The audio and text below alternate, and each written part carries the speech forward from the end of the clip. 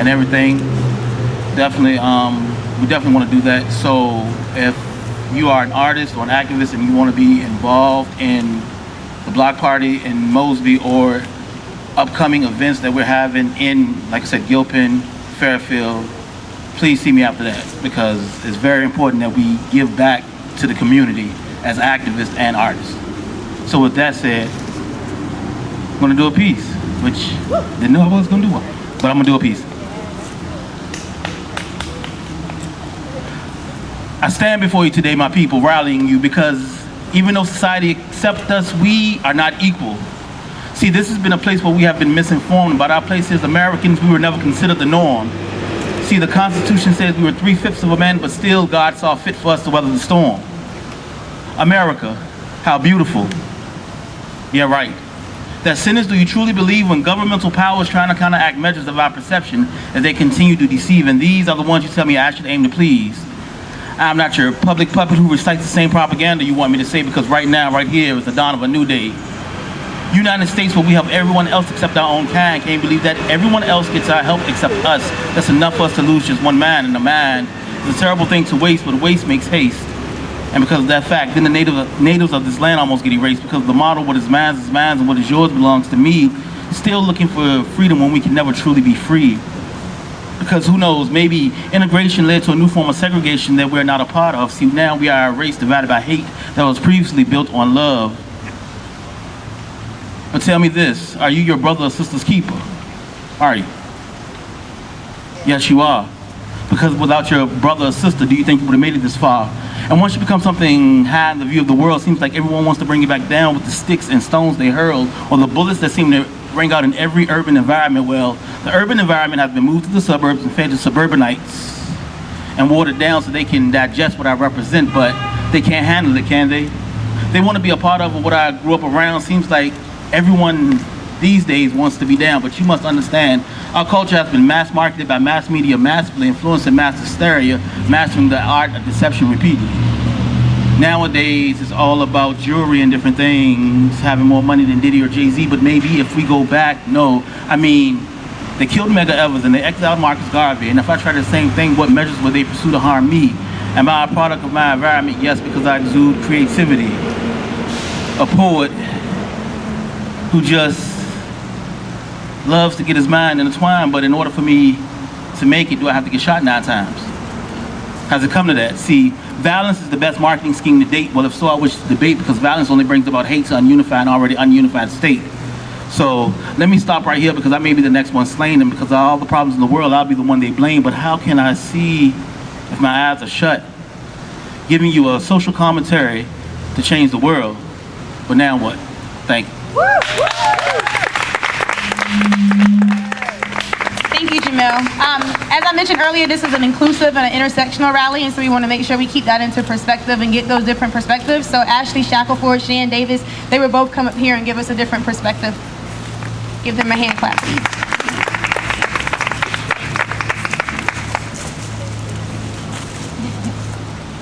Hey, y'all. Can you hear me? Okay. Okay, so I feel like I don't know. I'm not a singer, so yeah, we're coming up here to really bring a different perspective where we really need to talk about inclusivity of queer and trans Black folks in the conversation when we talk about justice. Very often when we center around marches and movements, we really center around cisgender heterosexual men. And if you don't know what that means, it just means that you identify with the gender that you were assigned at birth, and it means that you're straight. And in terms of that, we really don't offer the conversation beyond that to people who are actually being violated and harmed in our community the most. So especially even when people try to make a divisive comment about Black on Black crime and what we need to do in our community, we're actually not having conversations about how Black trans women are being murdered and violated in more ways than anybody else in our community, not only by white supremacist standards and agents, but also in our own community by Black people. So we really need to have a conversation about how there have been 20 Black trans women that have been murdered this year, and there has yet to be a movement or a march behind them. In that, we also need to really focus on the fact that in this inclusivity and in this comment about intersectionality, it's not just about having the conversation about gender, but also really breaking the binary in the first place. There are people who are gender nonconforming, people who do not identify as a woman or a man. There are people who are in between, people who do not identify that way at all. Myself, I identify as agender, and in that regard, I don't identify with a gender at all a lot of times. And with that, we really need to have a conversation about what that means when we have the conversation about intersectionality and what it means for Black Lives Matter. What does that mean when we have to talk outside of the gender binary? What does that mean when we have to talk outside of a binary of gay or straight? When there are people who are queer, there are people who are bisexual, there are people who are asexual, and we're not having those conversations. So really including that and making sure that we're having an inclusive conversation, but we're not just making movements behind one type of person is really necessary, especially when we look at the heights of violence for other people in this community that go unspoken of, that are silenced and erased. So in this conversation, I do really just want to focus on the fact that there are a lot of people in this community that are really trying to fight to push that inclusivity. And when we talk about all these issues, environmental justice, when we talk about housing, when we talk about police violation and police brutality, we also have to talk about how all those things are intersecting around these queer and trans Black folks and how that affects us. We don't have housing. The highest amount of homeless people that are Black are queer Black people. We're not having that conversation. So really involving the queer conversation and the trans conversation is inclusive to all these conversations that we're having right now. So when we talk about police brutality, we can't just talk about cisgender straight Black men and how they're being violated. What about everybody else in this community that we're not talking about? And so a question I want to leave y'all with is, who am I leaving behind? Every time that we have a conversation about who's leaving me behind, who's leaving me out of the conversation, even when we are having this conversation in the sense of racism, we need to talk about who we're also leaving behind outside of ourselves. Who else are we not talking about? Who is going silenced? Who is going erased in this community? And so that's really important that we really center that. I really urge all of you to really push past that, especially if you are queer identifying or trans identifying or both. Really just making sure that the people around you are being accountable to themselves and to this entire community. Thank you. Thank you, Ashley. And as she mentioned, if, like I said, don't forget the red box right there, because this conversation will be indoors and we can meet in a better location, and we need to have you in that red box so we can reach out to you. Jamil, when he was giving his piece, talked about our natives being erased. And so with that being said, I have Autumn Rose. She's going to speak. She's the president of the Native American Association at VCU, I think, right? President? Okay, so she's going to talk about that native aspect that we hardly ever hear in these kind of conversations.